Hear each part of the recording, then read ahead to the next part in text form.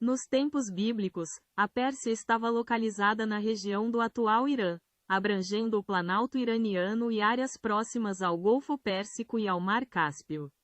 Essa região correspondia ao que hoje é conhecido como o Oriente Médio. Elaboração. 1. Localização geográfica. A Pérsia, nos tempos bíblicos, ocupava uma vasta área no Oriente Médio, estendendo-se desde o Golfo Pérsico, ao sul, até o Mar Cáspio, ao norte, e da Mesopotâmia, a oeste, até o rio Indo, a leste. 2. Contexto histórico. A Pérsia foi um importante império na antiguidade, com destaque para o período do Império Aquemênida, que se estendeu do século 6 ao 4 a.C. 3. Conexão com a Bíblia. A Pérsia é mencionada várias vezes na Bíblia, especialmente nos livros de Daniel, Esdras, Neemias e Ester, que relatam eventos históricos e proféticos relacionados ao Império Persa e sua relação com o povo judeu. 4. Reis persas na Bíblia. Personagens como Ciro, o Grande, Dario e Xerxes são figuras históricas importantes na Bíblia, com Ciro sendo conhecido por libertar os judeus do cativeiro na Babilônia e permitir a reconstrução do templo em Jerusalém.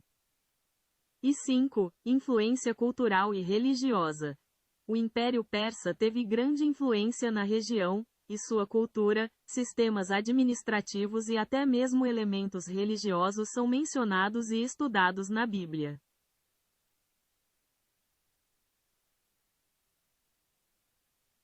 A terra de Uz, mencionada na Bíblia, especialmente no livro de Jó, localizava-se em uma região próxima ao deserto da Arábia, a sudeste do Rio Jordão. Embora a localização exata seja desconhecida, é comumente associada a áreas como Arã, atual Síria, ou Édom, atual Jordânia. Mais detalhes sobre a localização. 1. Arábia. Uma das teorias mais aceitas sugere que Uz estaria situada na Arábia, a leste de Petra, no noroeste da Arábia Saudita. Outra possibilidade é que Uz estivesse localizada em Édom, a leste do Mar da Galileia e ao sul de Damasco, na região que hoje corresponde ao oeste da Jordânia ou ao sul da Síria. 3. Fronteira com o deserto. A terra de Uz era uma área fértil, com amplas plantações e rebanhos, mas também fazia fronteira com o deserto. 4. Conexão com Arã. O nome, Uz, também aparece como um dos filhos de Arã, neto de Noé, o que pode indicar uma relação com a região de Arã, atual Síria. E 5. Localização mencionada em Jó. O livro de Jó descreve Uz como um lugar com cidades muradas, rotas comerciais e onde as pessoas se envolviam em atividades como agricultura e pecuária. Apesar das diferentes teorias, a terra de Uz permanece um local enigmático na história bíblica, mas a maioria das fontes a situa em uma área entre o deserto da Arábia e a região de Édom, possivelmente envolvendo partes da Síria e da Jordânia.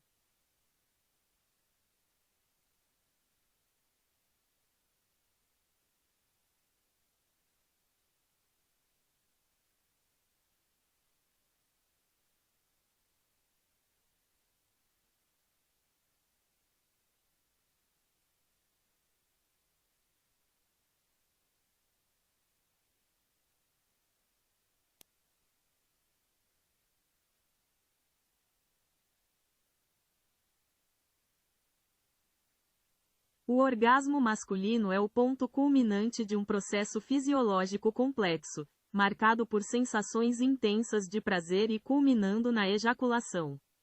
Ele envolve a estimulação sexual que desencadeia uma série de reações no corpo, desde o aumento dos batimentos cardíacos e da pressão sanguínea até contrações musculares rítmicas que levam à ejaculação. Etapas do orgasmo masculino. 1. Fase de excitação. A estimulação sexual leva a um aumento gradual da excitação, com aumento da frequência cardíaca e respiratória, além de ereção do pênis. 2. Fase de platô. Nesta fase, a excitação se intensifica, com o aumento da tensão muscular e a manutenção da ereção. 3. Fase de orgasmo. A estimulação atinge o ápice, com contrações musculares involuntárias no pênis, próstata, vesículas seminais e assoalho pélvico, resultando na ejaculação. E 4. Fase de resolução. Após o orgasmo, a tensão sexual diminui, a frequência cardíaca e respiratória retornam ao normal, e o corpo relaxa. O que acontece no corpo durante o orgasmo? 1. Estimulação nervosa. A estimulação sexual envia sinais ao cérebro e à medula espinhal, ativando o sistema nervoso simpático e parasimpático.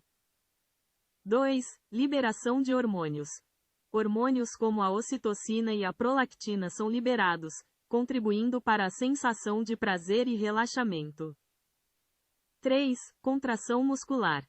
Músculos do assoalho pélvico, como o bulbo esponjoso e o esfíncter uretral, se contraem ritmicamente, impulsionando o sêmen para fora do corpo. E 4. Liberação de endorfinas. A liberação de endorfinas causa uma sensação de bem-estar e relaxamento após o orgasmo. Diferença entre ejaculação e orgasmo. É importante notar que a ejaculação é a expulsão do sêmen, enquanto o orgasmo é a experiência subjetiva de prazer e satisfação associada a esse processo. Em algumas situações, a ejaculação pode ocorrer sem a sensação de orgasmo, e vice-versa, embora geralmente estejam intimamente ligados.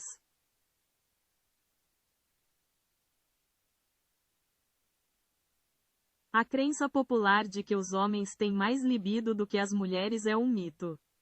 Estudos científicos recentes mostram que não existem diferenças significativas entre homens e mulheres em termos de desejo sexual.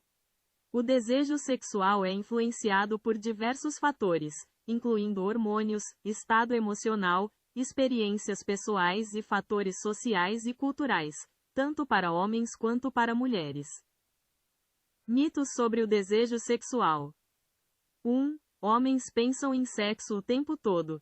Este é um estereótipo comum, mas não é uma verdade absoluta. O desejo sexual masculino varia e é influenciado por diversos fatores, assim como o feminino. 2. Homens com mais sexo são mais másculos. A masculinidade não é definida pela frequência sexual. O desejo sexual é uma experiência pessoal e individual, e não um indicador de masculinidade. E 3. Mulheres têm menos desejo sexual. Pesquisas mostram que o desejo sexual feminino é tão forte quanto o masculino e pode variar em diferentes contextos e fases da vida.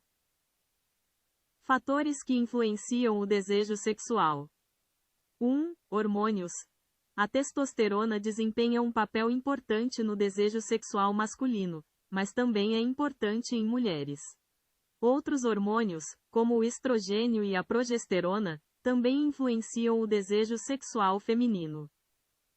2. Estado emocional e mental. O estresse, a ansiedade, a depressão e outros fatores emocionais podem afetar o desejo sexual tanto em homens quanto em mulheres. E 3. Experiências pessoais. A qualidade das relações interpessoais, experiências sexuais passadas e fatores culturais e sociais podem influenciar o desejo sexual. Conclusão. Não existe uma resposta única para a pergunta sobre qual gênero tem mais desejo sexual. O desejo sexual é uma experiência complexa e multifacetada, influenciada por uma variedade de fatores biológicos, psicológicos e sociais, tanto para homens quanto para mulheres.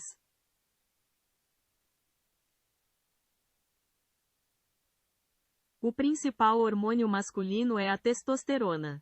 Ele é responsável pelo desenvolvimento das características sexuais masculinas, como o crescimento de pelos faciais e corporais, a mudança na voz na puberdade, e também desempenha um papel importante no desejo sexual, na massa muscular e na saúde óssea. A testosterona é produzida principalmente nos testículos, mas também em menor quantidade pelas glândulas adrenais. Além de seus efeitos no corpo, A testosterona também afeta o humor e o bem-estar geral dos homens. Existem outros hormônios que também desempenham um papel na saúde masculina, como o hormônio luteinizante, LH, e o hormônio folículo estimulante, FSH, produzidos pela hipófise, que estimulam a produção de testosterona nos testículos. A diminuição dos níveis de testosterona, conhecida como hipogonadismo masculino, pode levar a diversos problemas, como perda de massa muscular, fadiga, perda de libido e dificuldades de ereção. É importante procurar orientação médica se houver suspeita de deficiência de testosterona, para avaliação e tratamento adequado. Em homens, a testosterona é produzida principalmente nos testículos, enquanto nas mulheres, a produção ocorre principalmente nos ovários, com menor quantidade vindo das glândulas adrenais. A concentração de testosterona em homens adultos é cerca de 7 a 8 vezes maior do que em mulheres adultas segundo o laboratório exame. Em termos de produção diária, homens podem produzir entre 5 a 10 mg de testosterona, enquanto mulheres produzem significativamente menos de acordo com o MSD Manuals. Produção de testosterona. Homens, principalmente nos testículos, com uma pequena contribuição das glândulas adrenais. Mulheres, principalmente nos ovários, com uma contribuição das glândulas adrenais e conversão periférica de outros hormônios segundo o Instituto Verham. Níveis de testosterona. Homens. Em homens adultos, os níveis normais variam entre 300 e 1000 nanogramas, DL, informa o laboratório exame. Mulheres. Em mulheres adultas, os níveis normais são significativamente mais baixos, geralmente entre 15 e 70 nanogramas, DL. Após a menopausa, a produção de testosterona diminui ainda mais segundo a clínica mãe. Importância da testosterona. Homens. Essencial para o desenvolvimento de características sexuais masculinas, produção de espermatozoides e manutenção da massa muscular e óssea. Mulheres. Importante para a saúde óssea, massa muscular, desejo sexual e função reprodutiva. Esse texto é apenas para fins informativos. Para orientação ou diagnóstico.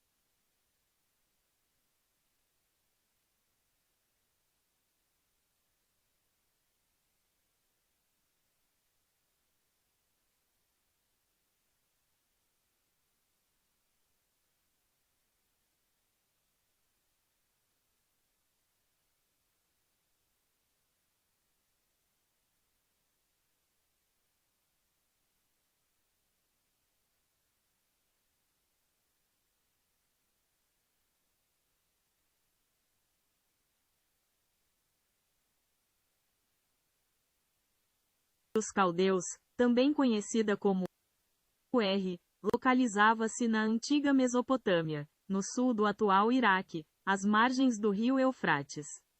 Especificamente, a cidade ficava próxima ao local onde hoje está a cidade de Tel el-Muqayyir, a cerca de 16 quilômetros a sudoeste de Nassíria, no sul do Iraque. A cidade de Ur foi um importante centro da antiga civilização suméria e, posteriormente, também foi habitada pelos caldeus. Ela é famosa por ter sido o local de nascimento de Abraão, figura central nas tradições judaica, cristã e islâmica. Em termos de localização geográfica. 1. Sul da Mesopotâmia. Ur estava localizada na região sul da Mesopotâmia, também conhecida como Caldeia, que atualmente corresponde ao território do Iraque, Síria e Turquia. 2. Rio Eufrates. A cidade situava-se às margens do rio Eufrates, um dos dois rios principais da Mesopotâmia. 3. Golfo Pérsico. A cidade ficava próxima ao Golfo Pérsico, o que a tornava um importante centro de comércio e navegação. E 4. Tel el-Muqayyan. As ruínas da antiga Ur estão localizadas no local onde hoje está Tel el-Muqayyan, um sítio arqueológico que preserva vestígios da cidade antiga.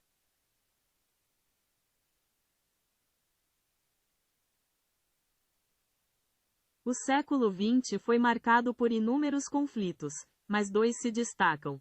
A Primeira Guerra Mundial, 1914 a 1918, e a Segunda Guerra Mundial, 1939 a 1945.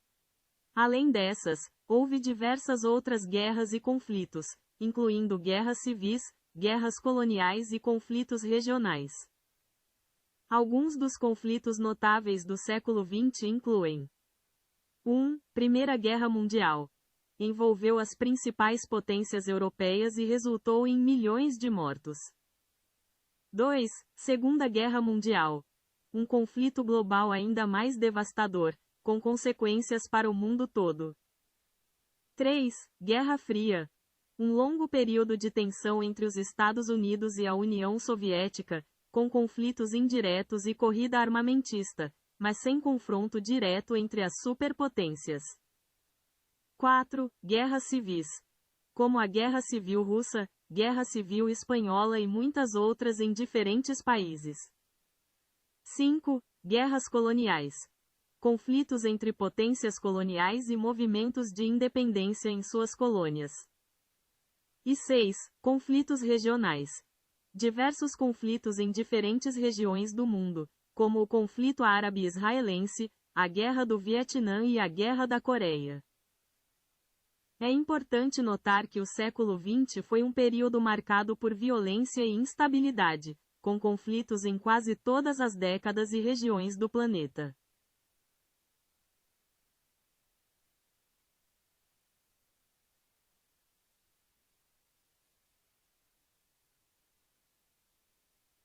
A uma velocidade média de 1.670 km por hora no Equador de acordo com a exame. Essa velocidade, no entanto, diminui à medida que nos aproximamos dos polos, pois o diâmetro do planeta é menor nessas regiões. Essa rotação, que leva aproximadamente 24 horas, é responsável pela sucessão dos dias e noites. Em detalhes. 1. Rotação. A Terra gira em torno de seu próprio eixo, completando uma volta a cada 24 horas, o que cria o ciclo de dia e noite. 2. Velocidade no Equador. A velocidade de rotação no Equador é de aproximadamente 1.670 km por hora. 3. Velocidade nos polos. Nos polos, a velocidade de rotação é praticamente zero. 4. Inércia. Apesar da alta velocidade, não sentimos a Terra girar devido à inércia. A atmosfera e tudo na Terra estão se movendo na mesma velocidade, o que elimina a sensação de movimento. E 5. Movimento de translação.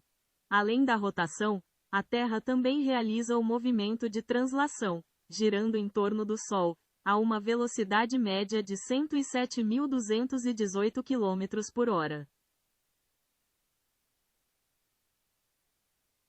Na área da medicina, vários cientistas se destacaram por suas descobertas revolucionárias. Entre eles, Hipócrates é conhecido como o pai da medicina, enquanto Andreas Vesalius fundou a anatomia moderna. Edward Jenner desenvolveu a primeira vacina contra a varíola, e Alexander Fleming descobriu a penicilina, um marco na luta contra infecções bacterianas. No Brasil, Carlos Chagas descobriu a doença que leva seu nome, e Vital Brasil desenvolveu soros antiofídicos. Além disso, Louis Pasteur foi um pioneiro na microbiologia e na pasteurização. Grandes cientistas e suas descobertas. 1. Hipócrates, c. 460 c. 370 a.C., médico grego considerado o pai da medicina ocidental. Ele estabeleceu a ética médica e desenvolveu métodos de diagnóstico e tratamento baseados na observação e na experiência clínica. 2. Andreas Vesalius, 1514 a 1564, médico e anatomista belga, considerado o fundador da anatomia moderna. Publicou De Humani Corporis Fabrica, uma obra seminal que revolucionou a compreensão do corpo humano. 3. Edward Jenner, 1749 a 1823, médico britânico que desenvolveu a primeira vacina contra a varíola. Sua descoberta marcou o início da imunização em massa e da prevenção de doenças infecciosas. 4. Louis Pasteur, 1822 a 1895, químico e bacteriologista francês, pioneira na microbiologia. Pasteur desenvolveu a pasteurização, um processo de aquecimento para eliminar micro-organismos causadores de doenças em alimentos e bebidas. 5. Anthony van Leeuwenhoek, 1632 a 1723, naturalista holandês, considerado o pai da microbiologia. Ele aprimorou o microscópio e foi o primeiro a observar e descrever micro-organismos, como bactérias e protozoários. 6. William Harvey, 1578 a 1657, médico inglês, famoso por suas descobertas sobre a circulação sanguínea. Ele demonstrou que o sangue circula pelo corpo impulsionado pelo coração, contrariando a teoria vigente na época. 7. Alexander Fleming, 1881 a 1955, farmacologista e bacteriologista escocês, descobridor da penicilina. Sua descoberta acidental revolucionou o tratamento de infecções bacterianas e salvou milhões de vidas. James Watson, nascido em 1928, e Francis Crick, 1916 a 2004, biólogos americanos e britânico, respectivamente, que, juntamente com Maurice Wilkins, 1916 a 2004, desvendaram a estrutura em dupla hélice do DNA, a molécula da vida. Carlos Chagas, 1879 a 1934, médico e cientista brasileiro, descobridor da doença de Chagas, causada pelo protozoário Trypanosoma cruzi. Vital Brasil, 1865 a 1950, médico sanitarista e cientista brasileiro, conhecido por suas pesquisas sobre venenos de animais peçonhentos e desenvolvimento de soros antiofídicos. Gertrude Bairro Elion, 1918 a 1999, bioquímica e farmacologista americana, ganhadora do Prêmio Nobel de Fisiologia ou Medicina por suas descobertas de novos medicamentos para tratar doenças como a leucemia e a herpes. Françoise Barré-Sinoussi, nascida em 1947, virologista francesa, co-descobridora do vírus HIV, causador da AIDS. E Jaqueline Gous de Jesus, nascida em 1990, biomédica brasileira, coordenadora da equipe que sequenciou o genoma do coronavírus SARS-CoV-2 no Brasil.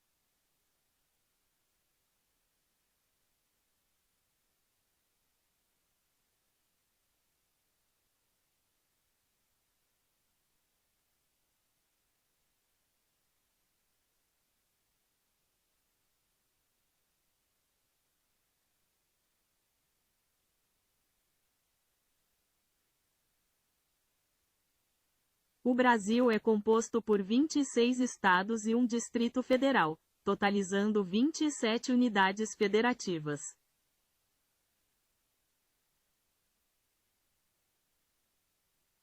Em 2022, havia 47,4 milhões de evangélicos no Brasil, representando 26,9% da população.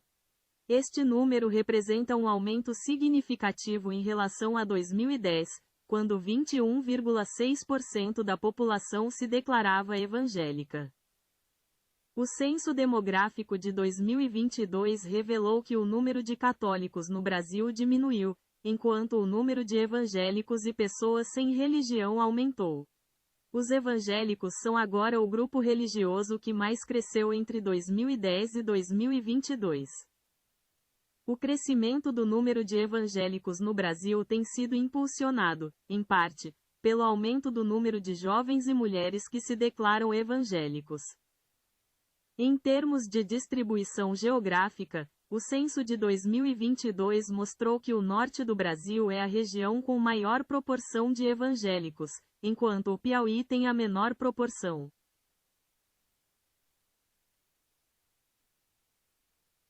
O Brasil possui cerca de 100,2 milhões de católicos, o que corresponde a 56,7% da população com 10 anos ou mais, de acordo com o Censo Demográfico de 2022. Embora o catolicismo continue sendo a religião mais praticada no país, houve uma queda em relação a 2010, quando 65,1% da população se declarava católica. Em números absolutos, a população católica brasileira passou de 105,4 milhões em 2010 para 100,2 milhões em 2022. Paralelamente, o número de evangélicos cresceu, atingindo 47,4 milhões em 2022, e a população sem religião também aumentou, chegando a 16,4 milhões. Apesar da queda percentual, o Brasil ainda é o país com o maior número de católicos no mundo. No entanto, a proporção de católicos em relação à população total tem diminuído ao longo dos anos.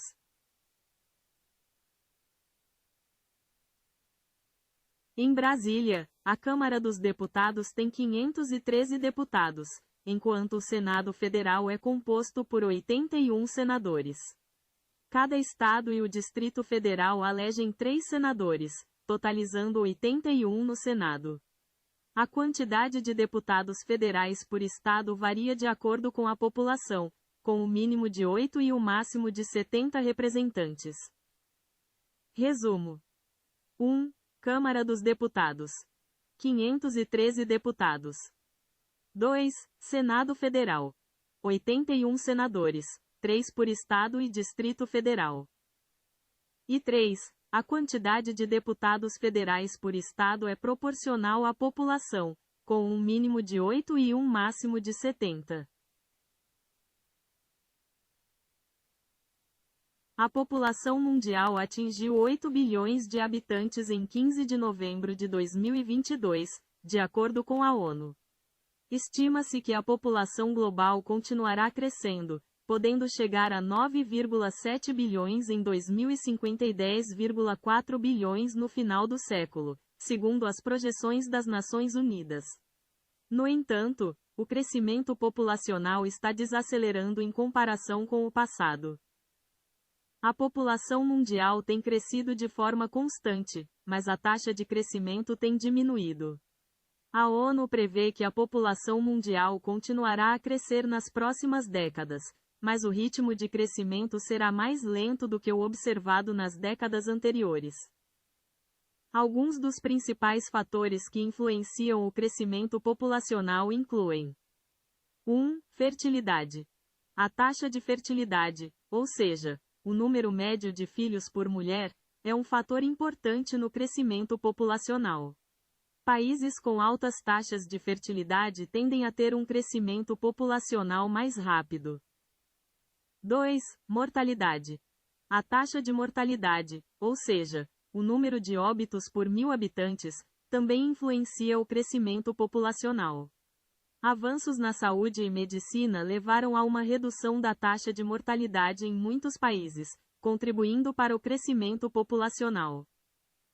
E 3. Migração. O movimento de pessoas entre países também pode afetar o crescimento populacional de regiões específicas, mas não tem um impacto significativo no crescimento geral da população mundial. É importante notar que as projeções populacionais são baseadas em modelos e estimativas, e podem variar dependendo das premissas usadas. No entanto, as projeções atuais sugerem que a população mundial continuará a crescer nas próximas décadas, mas a um ritmo mais lento do que no passado.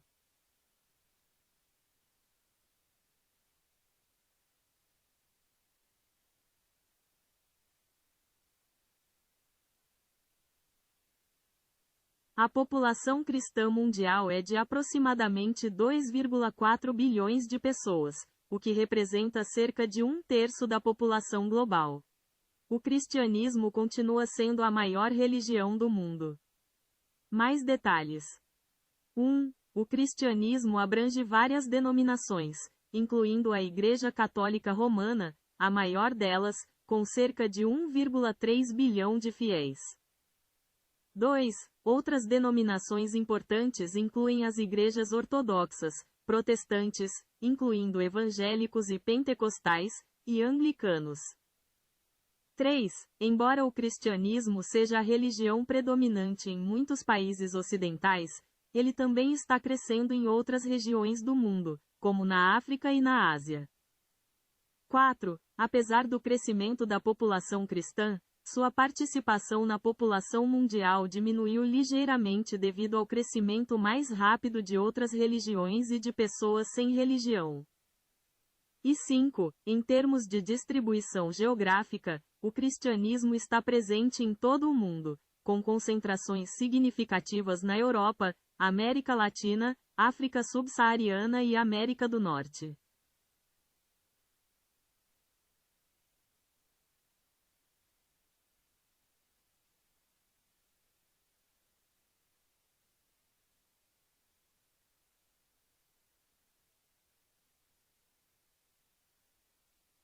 Os evangelhos foram escritos em um período que se estende do final do século I d.C. ao início do século II d.C. Acredita-se que o Evangelho de Marcos foi o primeiro a ser escrito, por volta de 65 a 75 d.C. Os evangelhos de Mateus e Lucas foram escritos posteriormente, com base em Marcos e outras fontes, e são datados entre 70 a 85 d.C. O Evangelho de João é geralmente considerado